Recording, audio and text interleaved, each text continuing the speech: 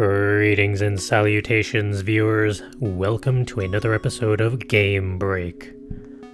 I am Charles, coming to you today with another episode of World End Economica.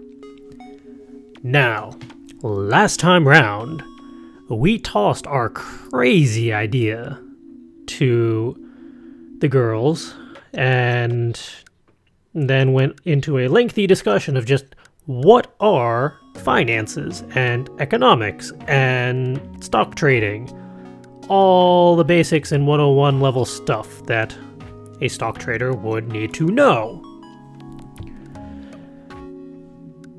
As fascinating as that was, I'm hoping that this time around we move beyond that and actually start pushing forwards towards winning that contest so everyone can live happily ever after. Let's find out if that actually happens, though. And then Hagana said this. Out of 5,421. What? I had managed to rederive all the way to the 3,227th. There wasn't one I couldn't solve.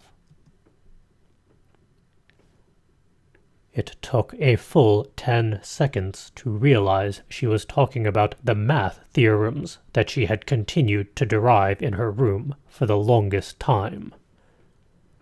Hagana spent that time with determination. Or perhaps it was a girl who had been sold to the moon. It took that much courage. Therefore, it should be solvable. Lisa had said that Hagana was a serious girl. I had thought that she was just stubborn. But when I realized that Hagana was clutching her fist fiercely beneath the table, I accepted Lisa's words. It should be solvable. Hagana repeated that and closed her eyes. I sensed strength in that pose, because I knew just how defiant Hagana was. When she opened her eyes, Hagana took a clear step forward. Teach me all the rules. Accepting those words, I answered, You got it. I had this feeling that Lisa, who had sat on the sofa after making the cocoa, was smiling as she watched us. Transition. Aw, pretty music. However, even though Hagana asked me to teach her, there were very few things that I could explain using words. It was because I was the type of trader who looked at the prices every day, read the news, and then rode on the feel of the market. If you asked why I made a trade, I had nothing to say other than I looked at how everything felt. I had thought about explaining everything about a trading system once through, but once I thought about how I'd have to explain various things, it became a huge job. Even just going through the list of typical indicators that had an effect on stocks was a huge amount of material. From interest and exchange rates, energy prices, things that affect stocks on a broad level, to gold and silver prices, to soybeans and wheat on the commodities market. Then there were the major market indices and dividend payments. By the time I explained the minutiae of different stock types and ownership ratios, I was exhausted. Once I thought about it, I realized I had pretty much explained, in one sitting, everything I had spent months researching. Hagana had an unbelievable memory, and remembered it all. "What's this? That? How is that related to the thing from before?" she asked as she went. And then she'd quickly absorb it all.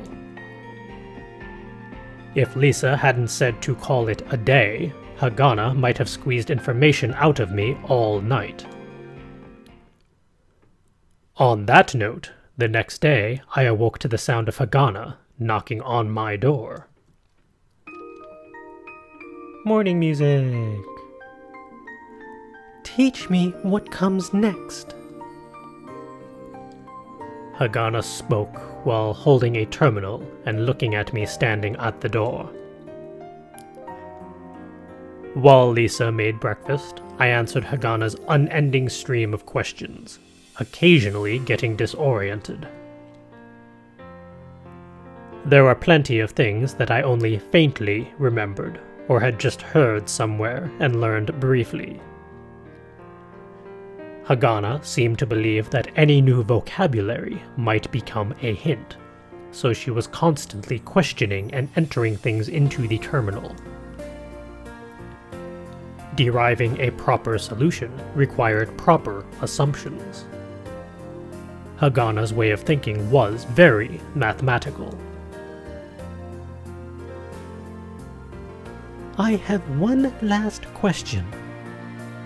What? When those words came out of Hagana's mouth, I was slumped, exhausted in a chair, and facing the ceiling. Let's say I come up with a way to predict the future using math. Sure. Then what would Hal do? It was a pretty cutting question, but not one I hadn't thought about. If you find the perfect solution, I'm useless to you after all. But right now, there are 40 days of trading. I doubt you'll suddenly come upon the answer tomorrow, so until you find it, I'll probably be of use. You'll tell me how do you think this stock price will move in the future using your math. And in my own way, I'll make decisions based on the method that had been making money for me. If we both think that it's going to work, doesn't that sound strong? Of course, if you later come up with the perfect solution. I hunched my shoulders and joked. Then, why don't you manage my money? I don't believe that Hagana would suddenly find the ultimate answer to something that people have searched over 100 years for. But I think she might get someplace that was good enough. And that good enough should be able to bring in an amazing amount of profit. Plus, with just winning this contest, it'd be a great boon to this church, Hagana herself, and myself too. Hagana's black and frighteningly intelligent eyes looked at me, and blinked. Then, shifting her gaze quickly, she spoke. Got it. Which part? Both. Hagana answered, and then drank the coffee that Lisa made for breakfast. Long cold. I'll predict using math. You're going to decide using your own way. And if I'm right, I'll increase Hal's monetary worth. Exactly. When I laughed, Hagana huffed through her nose. It wasn't that she was angry, but she had that disagreeable part of her.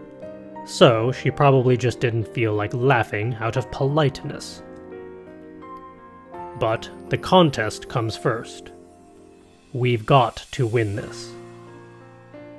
Yeah.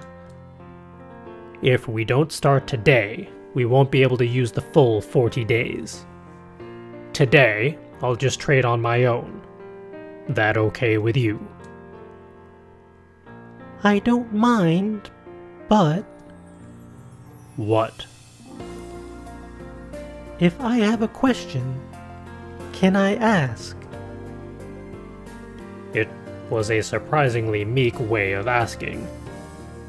Even though she was still glaring as she always did, there was something different about it. What? When I replied with that, Hagana furrowed her brows angrily and spoke. When you're in front of the computer, you don't look like you'd listen to people talking. And I also really hate having something bother me when I'm thinking. So I'm asking if I can still ask. Are you stupid? It seemed like she was about to add the familiar words to the end of her sentence. Instead, I just smiled naturally. For Hagana to be worried about something like that, it was like a miracle. Yeah, it's probably fine. Probably? Hagana's face darkened more as she asked. I spoke in a bit of a mean tone.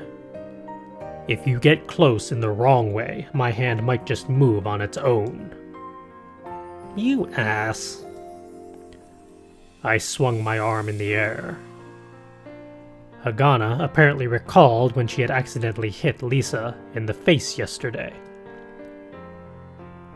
She made a really disgusted face, but the stubbornness quickly returned. When that happens, I'll hit back.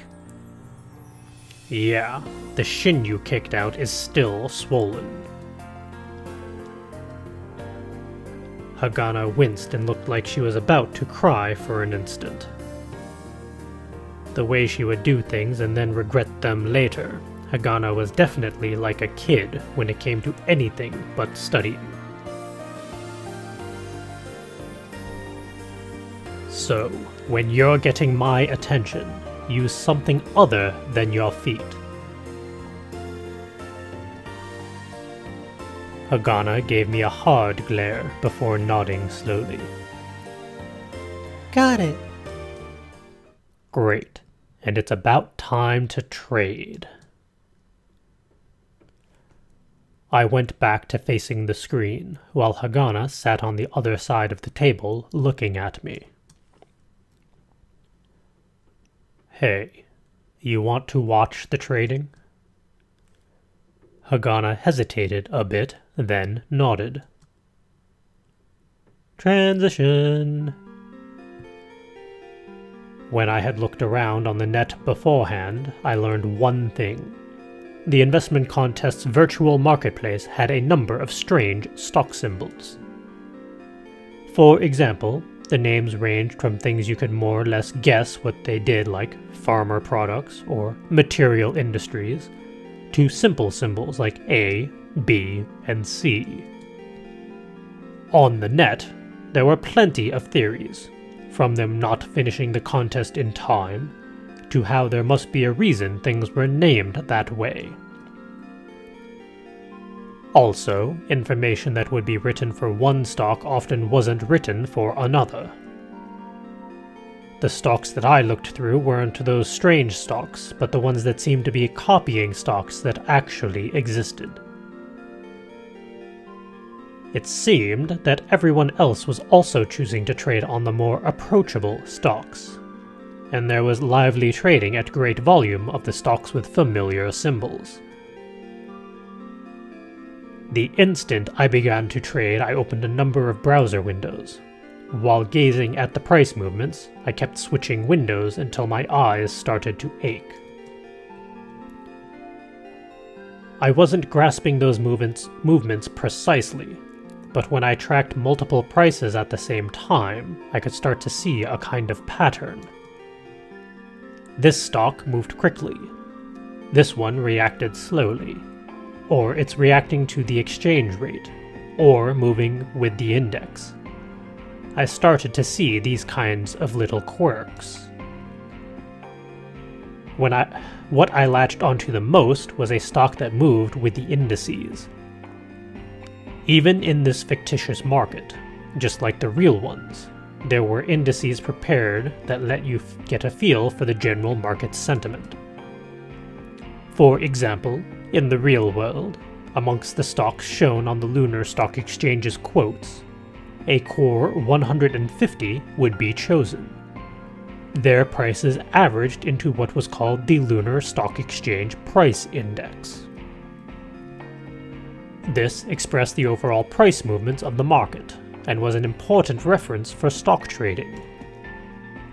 In the fictitious market, an average of the most important stocks was taken and updated in real time.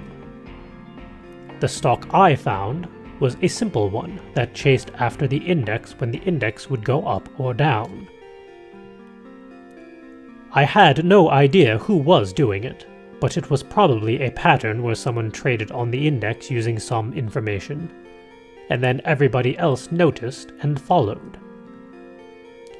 That stock was a fictitious bank, and its fictitious accounts were extraordinarily good. It's quite grandiose to say it, but it felt like that the price had gone up too far. Essentially, it was becoming a struggle between the guys who think the price will drop and the ones who think the price will keep rising. And that kind of struggle had a bit of a complicated system around it. In stocks, you could trade with the cash you had, or you could trade on credit by buying on margin or short-selling stocks. For example, if you bought on margin, you'd borrow money and trade for more than you're worth. If you only had 100 mules, you could borrow 200 mules and buy 300 mules worth of stocks. Then, if that stock went up 10%, you'd get 30 mules in profit. At the end of the trade, you'd just return the 200 mules borrowed. That would mean that you earned 3 times the profit compared to using just 100 mules. And of course, if you lose, it's the reverse. There was also a way to sell on credit. There, you didn't borrow money, but borrowed stocks. For example, you'd borrow some stocks and sell them for 100 mules. Afterwards, when the stock dropped to 70 mules, you bought it back. Once you did that, you'd return the shares you borrowed. In your hands fell the spread between the 100 mules you got from selling the stock, and the 70 you spent buying it back. Using this method of short selling, you could profit even if prices were dropping. Of course, if the price went up, then you'd have to buy it back at a higher price and you'd lose. The amount of margin buying and short selling was normally shown publicly. If everyone thought a stock would go up, then margin buying would increase, whereas in the opposite case, short selling would increase. On top of that, margin buyers would eventually need to sell, and short sellers would eventually need to buy. Plus, in life, borrowing came with interest. Money or stocks, it didn't matter. Thanks to that, if a stock that had been sold short a ton had a steady price for a long time, then the people being burned by interest would have to buy shares back in the near future, and there'd be a chance the stock would go up soon. That was how you think about things. Yeah, there really is a strategy to all this. It really is fascinating. There's just very intricate patterns that you have to be aware of and follow continuously.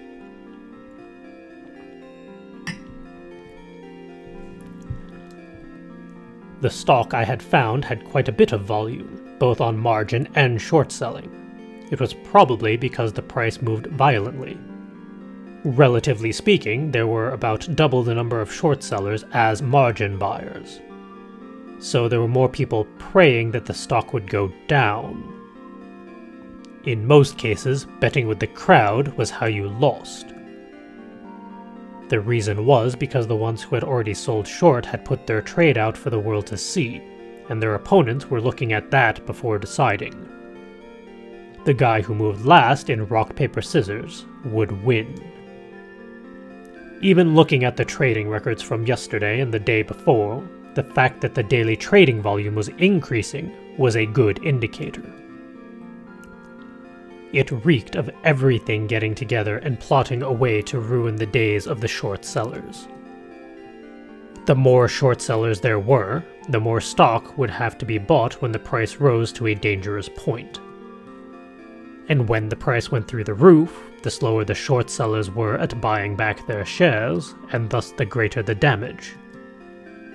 All of them would start buying, and the price would explode. This was a situation called a short squeeze, but no one knew when it would happen, nor whether it would happen. The fact that the short interest had been piling up meant that the stock was being bought for that much, and the buyers might be running out of money. If people weren't trading on the possibility of the short squeeze, then the stock price would naturally decrease. When it fell, the margin buyers would get afraid of losses and start selling. When that happened, it'd plummet further. The further it drops, the more timid the buyers got. The end result was that the short sellers would win. Ultimately, I thought of stocks as this kind of mental battle. Information about a company was important, of course, but I felt that it was all about deciding in the midst of the market sentiment whether the bulls or the bears were strong. For those guys who'd buy a stock and hold it for 5 to 10 years, I think it was good to look at the performance of the company. But even if you did that, it'd take 10 years to finally have the stock price increase 5 to 10 times. Meanwhile, if you just build up 1% profits every day, in 10 years, it'd be an amazing amount. If I was going to fulfill my dreams of gathering the riches of the moon, this was the only way. I latched onto the stock and read the market sentiment. The sellers were in the lead, and looking at the board, where buy and sell orders were posted, there were a number of large ones on the selling side. Because the sell orders came up on the top of the board and the buy orders appeared on the bottom, it felt top-heavy, as if it was being forced downwards. Even now, the price looked like it would collapse, but it didn't. It just wouldn't go down. They were probably false orders. The orders were displayed on the board even though there was no real intention of completing them. The orders were placed to put pressure on everyone. When there was a huge number of orders on the selling side, everyone would think that the stocks was about to go down. So then sales started happening, and the price would start going down as expected. It was ostensibly illegal, but there was no way to prove it. Because they could just say that they changed their minds and cancelled their orders. But if someone with a lot of capital managed to see through that trick... I kept staring at that stock. I might have been staring at it for 2 hours. Then, right before 12:10 p.m., at the point that felt like the lowest price of the slowly declining stock, I bought 1,000 shares at 267 mools, a bit under 27,000 mools. It seemed like a lot, but compared to all the available capital, it was a tiny thing. It wasn't so much aimed at making money, but more like buying just to check. A while later, the morning trading ended. However, I didn't take a break. I had to check on the movements of the other stocks that I had earmarked. Holding the mouse, I opened another window. It was then that my eyesight suddenly shook, and my body felt caught in an earthquake. Are you getting shaked? Or are you getting smacked upside the head? What is Hagana doing to get your attention finally? What? Apparently, someone was shaking me by the shoulders. Are you doing that on purpose? Next to me, Hagana had on an extremely suspicious look. You could almost say that she looked worried. I looked at Hagana for a while, then shook my head to the side. Nah, did you call for me a few times? I did. You weren't even blinking. I thought you had passed out. Oh, that explains why my eyes are dry. I closed my eyes and gave a big stretch. Popping sounds came from my neck and back. Hey, I can do that. I do that regularly. So? Huh? So, what was happening? Why were you staring at the same screen? We were both peering at the laptop screen together, and Hagana was very close. Moreover, Hagana apparently had a habit of putting her face close when she was being serious. Hagana's scent wafted over in time with her movements, and I pulled back hurriedly. It was something like Lisa's, but yet an altogether different, sweet scent. I had a feeling that it was something I shouldn't be inhaling. Especially when I was in the middle of trading, when I had to be alert. I have to explain everything. Please. I had told her to speak plainly when she was asking for favors. To Hagana's direct words, I gave in, and explained my decision criteria as best I could remember. Partway through, it didn't look like there would be enough time, so, warming up the pilaf from the Lunar Chinese restaurant where Lisa worked, I ate and explained.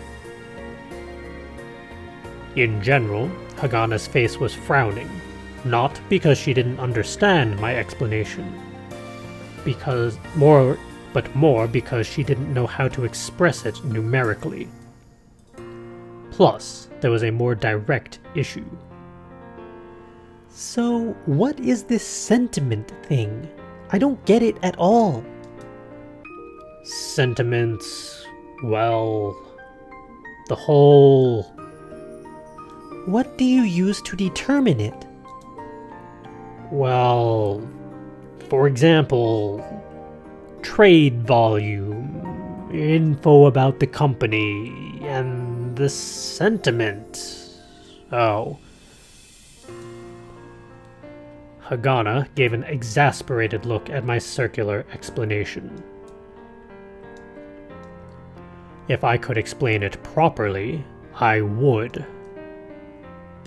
But if I manage to explain it, and you finish your theorem, then you won't need me, right? That's true. So yeah, since it's like that, until you don't need me, can't I be the only one who understands it? It was a pretty cheap reason, and Hagana's face made it obvious that she thought so too. However, I wasn't trying to hide it on purpose, and it seemed that she understood at least that much. Sighing, I quickly moved spoonfuls of pilaf to my mouth. If you lost in that trade just now, that would mean your thinking was wrong. Well, in the end, just look at the results. But... At Hagana's question, I looked at the computer screen that wasn't showing movements. I'll probably win. Why? Sentiment. Hagana made an angry face and glared at me, while I smiled a bit. I wasn't just saying I would win out of pride. This stock just reeked of sketchiness. It was something I hadn't smelled in a while. The feeling of a big play. How about we run it up some more? Eh? What? Letting you use it all isn't right. I won't be able to use any. I won't use it up. Then how about we each use 5 million? As I spoke, I moved the mouse and was about to trade.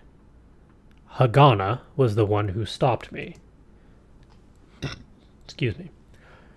That's also not right. If my theorem is correct, I should be using more. But you don't have a theorem yet. That's why it's not fair to use it all before that happens. I won't use that much. Plus, there's the smell of a big play. This will work. I'm going to add on more orders. Did you just get smacked? This time, Hagana stopped me by hitting my hand. I want you to explain. I can't understand if you say sentiment. That was when I got angry and raised my voice. Oh, shut up. I said this is going to work. Based on what? Gut feel. Hey, before you start questioning my decisions, why don't you first finish your theorem? And he's getting back into asshole mode. The two of us were banging foreheads and glaring at each other. And we're gonna have to see who wins in this argument next time, because we're out of time. So we've at least started the financial challenge. And it's good that Hagana is watching all of this, so she can better get an idea of just how this all is going to go down.